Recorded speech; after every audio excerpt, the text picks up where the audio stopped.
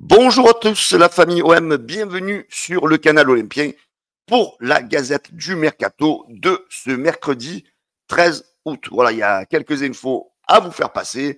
On va revenir bien sûr sur le match d'après-demain, la première journée de Ligue 1 où l'OM se déplace à Rennes, où les Marseillais sont attendus par des anciens Marseillais qui sont hyper motivés. Ensuite, on va parler bien sûr du cas Zegrova, peut-être encore une fenêtre d'ouverture éventuelle pour une arrivée de Zegrova du côté de l'Olympique de Marseille. Et on va parler aussi du dossier Ordonez qui traîne en longueur, que l'OM est en train de perdre un temps fou. Et l'OM devrait plutôt se diriger vers Ryan Flamingo. Voilà, les amis, c'est le thème de cette gazette. J'espère que vous allez rester jusqu'au bout. En tous les cas, je vous souhaite à tous la bienvenue. Je vous remercie. Bien sûr, hier, vous étiez encore extrêmement nombreux à suivre cette gazette. Beaucoup à vous abonner, bien sûr, à la chaîne du canal Olympien. En tous les cas, si tu es supporter de l'OM, de la région marseillaise, de Marseille, de la France, du monde entier, tu es le bienvenu sur le canal Olympien. Même si tu es un supporter d'une autre équipe, eh ben, du moment que tu restes respectueux dans la cage des commentaires, eh ben, tu es aussi le bienvenu. Allez les amis, je vous propose tout de suite d'attaquer cette Gazette du Mercato avec, voilà, Timothy Weah a réalisé hier son premier entraînement collectif avec l'Olympique de Marseille. Voilà, donc maintenant, est-ce qu'il fera partie du groupe pour aller jouer du côté de Rennes vendredi? Ça, je ne peux pas vous le dire encore. Pourquoi pas? Titulaire, ça m'étonnerait beaucoup, hein, donc il n'a pas fait la préparation.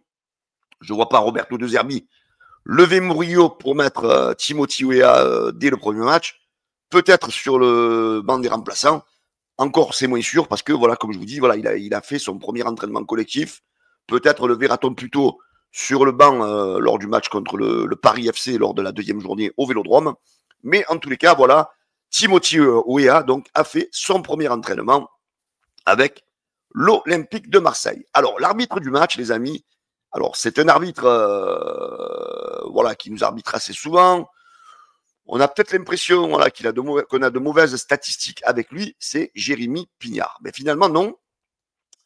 Quand je regarde un petit peu les stats des 10 derniers matchs où il a arbitré l'Olympique de Marseille, on voit bien que l'OM n'a jamais perdu, hein, sauf au tir au but face à Rennes lors de la saison 2023-2024 en Coupe de France, ou sinon c'est quasiment des victoires, mais par contre c'est beaucoup de cartons rouges distribués à l'Olympique de Marseille. Hein, sur les 10 derniers matchs qu'il a arbitré de l'OM, c'est déjà 3 rouges et beaucoup de jeunes, hein, comme vous le voyez. Mais après, bon, quand on regarde de l'autre côté, les équipes adverses, il y a beaucoup de cartons aussi. Donc, il va falloir faire attention. C'est un arbitre qui dégaine beaucoup, qui met beaucoup de cartons.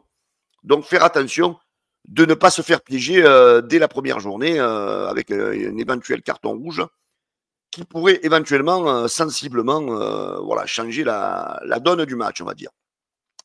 Du côté des anciens Marseillais qui font partie de Rennes maintenant, on annonce la couleur du côté de Valentin Rongier, qui, voilà, peut-être qu'il n'a pas bien digéré son départ de l'OM, vu que l'OM n'a pas voulu le prolonger au tarif qu'il voulait. Voilà, il est hyper motivé, Valentin Rongier.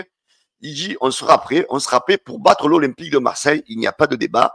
Je me sens bien et le but d'être prêt ce week-end, j'ai pris un coup avant la réception du Genoa. L'objectif, c'est d'être prêt et on va tout faire pour que je le sois. Il fallait que Rennes-Marseille soit le premier match du championnat. C'est un clin d'œil pour Quentin Merlin et moi. C'est un match excitant et on sera prêt pour battre l'OM. Il n'y a pas de débat là-dessus. Voilà, hein, l'OM est averti, donc il n'y aura aucun cadeau de fait du côté des Rennais et aussi des anciens Marseillais. Donc voilà, nos joueurs devront être prêts pour le combat, pour aller gagner ce premier match du côté de la Bretagne. Allez, on attaque la petite page Mercato. Donc, on vous en parlait hier, hein, les amis, au sujet de Gaël Lafont. Voilà, maintenant, c'est officiel. Le jeune Marseillais s'est engagé avec le Genoa. Hein, je vous en parlais hier dans la Gazette. Là, c'est la photo, c'est officiel. On va lui souhaiter une bonne réussite du côté de l'Italie à Gaël Lafont. Voilà, bonne chance à toi, gamin. Donc, j'espère peut-être dans un futur lointain ou proche, tu reviendras sous les couleurs de l'OM une fois que tu auras prouvé du côté de la Série A. Alors, une piste offensive, les amis, qui s'éteint du côté de l'Olympique de Marseille, c'est Amin Adli. Hein. Vous savez qu'il y avait des bruits comme quoi qu'il aurait pu rejoindre l'Olympique de Marseille. Mais finalement, non, le joueur se rapprocherait donc de Bournemouth, donc ça serait même quasiment fait. Il y aurait un accord.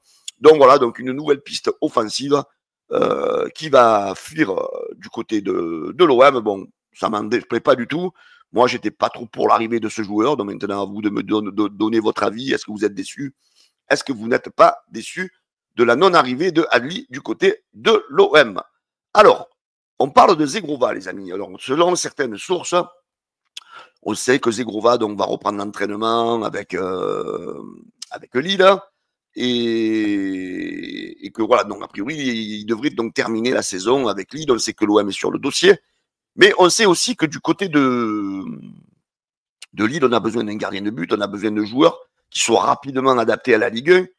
Et on envisagerait peut-être du côté de l'OM de proposer 2 joueurs. On sait que déjà Geoffrey Delange était suivi par le LOSC et peut-être même Faris Moumbagna en échange de Zegrova. Alors on sait que les 2 joueurs, Geoffrey Delange et Moumbagna, sont estimés autour de 5 millions d'euros chacun. Et l'OM pourrait peut-être rajouter une petite somme pour éventuellement faire débloquer le dossier Zegrova et attirer Zegrova du côté de l'OM. Alors c'est vrai qu'un tel échange serait gagnant-gagnant pour tout le monde. Hein. L'opération serait bénéfique pour les 2 clubs. L'OM obtiendrait un renfort de qualité donc sur ses ailes et le LOSC obtiendrait 2 joueurs pour renforcer son équipe immédiatement. Voilà. Donc moi je pense que ce deal il est plutôt gagnant pour l'OM. Hein. Après ce n'est que mon avis. Hein. Peut-être pour Delange ça peut être une affaire parce que bon il est pas mauvais comme gardien pour le LOSC, mais Moumbagna, les amis, blessé, longue blessure, il n'a pas forcément prouvé d'énormes choses, même qu'avant de se blesser du côté de l'OM. Donc moi, personnellement, je ne crois pas trop à ça, surtout que Moumbagna a refusé dernièrement Toulouse. Là, vous savez qu'il était suivi par Toulouse. Donc voilà, est-ce que c'est peut-être pour espérer partir du côté de Lille? J'y crois pas une seconde. Mais voilà, en tous les cas, même si l'OM, on l'a espéré se séparer de Moumbagna pour mener de l'argent, on le sait très bien, pour le transfert de Ordonez, eh ben non, ça se fera pas. Donc encore un joueur qui refuse de partir de l'OM. Et ça risque d'irriter fortement les dirigeants de l'OM qui se trouvent bloqués dans ce dossier Ordonez. Et l'OM, bien sûr, ce dossier, comme vous le savez, les amis, il est de plus en plus compliqué. Nos amis belges sont très gourmands. Il y a un petit peu des gros clubs qui arrivent aussi à la rescousse, comme je vous en parlais hier. Voilà, une concurrence féroce en Europe. Voilà, l'OM n'est pas seul. Il y a Liverpool, il y a Newcastle, il y a Chelsea, il y a Aston Villa qui surveille donc le jeune joueur du FC Bruges. On sait que le FC Bruges donc est très serré en négociation. Alors dans cet article, ça parle de 30 millions, mais c'est plus 35 millions d'euros, plus un pourcentage à la revente qui fait débat. Et plus l'OM est obligé de vendre des joueurs, et en plus des joueurs phares, comme Jonathan Rowe. Bah, moi, j'ai juste eu l'impression, et donnez-moi la vôtre, que l'OM est en train de s'embourber dans ce dossier et de perdre beaucoup de temps. Voilà, j'ai envie de vous dire, les amis, laissons les Belges dans leur sauce, tremper leurs frites, et ne soyons pas les pigeons de Bruges. Parce que bon, même si Ordonez, il a des qualités, mais je pense qu'il n'y a pas que Ordonez sur le marché des transferts. Donc, c'est pas à l'OM de casser, je veux dire, certains contrats à certains joueurs qui ont des capacités pour tout sacrifier et aller chercher un joueur qui sera peut-être inaccessible à l'arrivée. Parce que si les clubs anglais se mettent à dégainer, on sait que l'OM sera hors course. Même si le joueur veut l'OM, si tu as un club anglais qui pose 40-45 millions sur la table, donc l'OM sera hors course. Voilà. Donc moi j'ai envie, les amis, de parler d'une autre piste qui avait été évoquée en même temps, c'était fin juillet que Ordonez, c'est celle de Ryan Flamingo, qui était aussi un très bon joueur. Il joue, lui, au PSV Eindhoven, qui c'est un titulaire incontestable du PSV Eindhoven. Et voilà, j'ai fait une comparaison avec des données statistiques grâce à mon partenaire Datascout. Je vais vous mettre en lien avec le code promo Canal Vous avez la possibilité sur le premier mois d'avoir un abonnement à 3,99 à 3,99 euros par mois et les autres mois à 7,99 euros par mois. Franchement, c'est un outil exceptionnel. Ça vous permet de comparer les joueurs, de faire vos petites recherches si ça vous plaît. Franchement, je vous conseille d'aller vous abonner. Je vous mets les informations, les amis, en commentaire épinglé de la vidéo sur YouTube. En tous les cas, ce joueur, Ryan Flamingo, les gars, il a de grosses qualités. Hein, c'est un joueur qui est très bon dans les duels, dans la lecture du jeu. Il a une relance propre, hein, ça plaît beaucoup à Roberto De Zerbi. Il est fiable dans les passes longues. Et lui aussi, il est suivi par beaucoup de clubs et par des grands clubs. Mais voilà, c'est un joueur qui coûte moins cher déjà. C'est un joueur qui est estimé sur Transfermarkt autour de 20 millions d'euros. Hein, voilà, donc déjà, c'est un prix beaucoup plus abordable. Voilà, il est considéré comme l'un des défenseurs centrales les plus prometteurs d'Europe et il est sur les tablettes de l'OM. Mais bon, pour l'instant, on en entend moins parler. Alors, est-ce que l'OM travaille en dessous tout en travaillant ordonnaise et va débloquer peut-être le dossier Flamingo? Mais en tous les cas, moi, je le trouve bien plus alléchant. J'attends un petit peu vos commentaires. Je vais vous montrer, les amis, les données, les courbes de Datascout. Mais franchement, si on se fie que sur les données, il est 100 fois meilleur que Ordonez. Je vais vous montrer ça, je vais vous afficher ça sur tous les domaines quasiment du jeu. Il est au-delà de Ordonez. Voilà, donc vous avez en vert la courbe de Ryan Flamingo qui joue au PSV Eindhoven et la courbe de Joël Ordonez en bleu qui joue à Bruges, dont l'OM bataille pour le faire venir à l'OM.